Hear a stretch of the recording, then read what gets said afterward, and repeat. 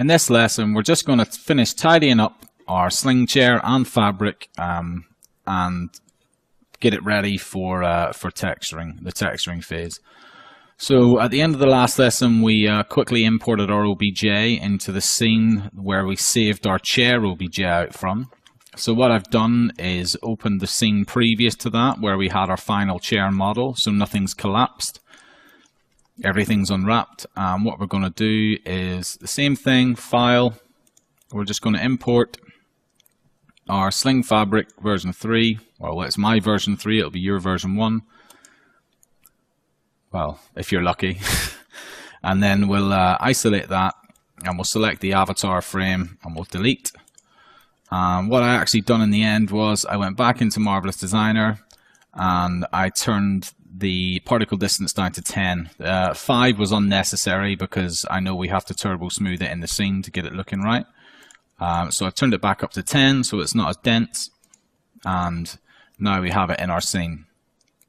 So this is the fabric once it's been imported. This is just something that I always tend to do with Max. If you turbo smooth this editable mesh, because there's so many pieces of fabric, if you go up, you can see you get all these weird little artifacts where the seams are and stitches are. I personally hate it, so I delete that.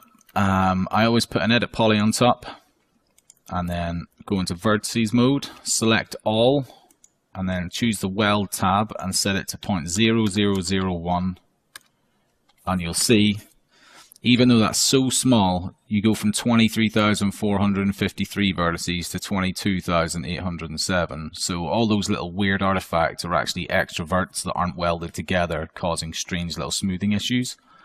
So we'll tick that, unselect the verts, and now you'll see it's welding them together. It's lost a bit of detailing in the seam, but if we turbo smooth that and turbo smooth it again, oh sorry, don't want to put another one, just put the iterations up, it brings it back, and for what we need, that's perfectly fine.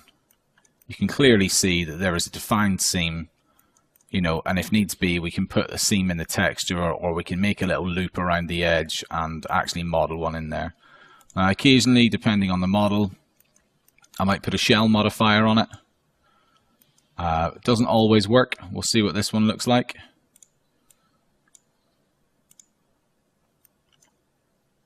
So I'm going to turbo smooth off, stick the shell modifier on, and we'll turbo smooth it again, and that just gives us a bit of a thicker edge along here so the fabric doesn't look quite so fake with just one face. And that's worked quite well actually. So we'll keep that on there. We'll unhide everything. And I like these little folds that we're getting, makes it look a bit random. So what we've done in this scene is all the helpers and stuff are still in here just in case. So I've hidden those, and I have a scene, some lights and some cameras. Now the cameras probably won't be in the right place until I move them. So we'll put camera 1, Shift F, and maybe we'll go to camera 2 and see what that looks like. There we go. So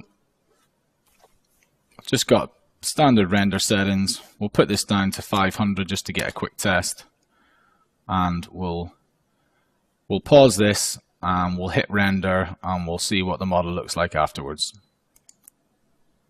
So we have our render. I think it looks pretty cool. We've got some nice sort of warping in the fabric here, some nice natural curves and stuff like that, and this little scenes, the way the lighting and stuff is set up is something that I use for texturing and testing models in. Obviously it's being provided with the tutorial, so hopefully that'll help you out later on in the course as well, or for any other personal things you do. But I think that's all we need to do for the chair for the moment until we move on to the texturing in the second part of the course. So hopefully that was helpful.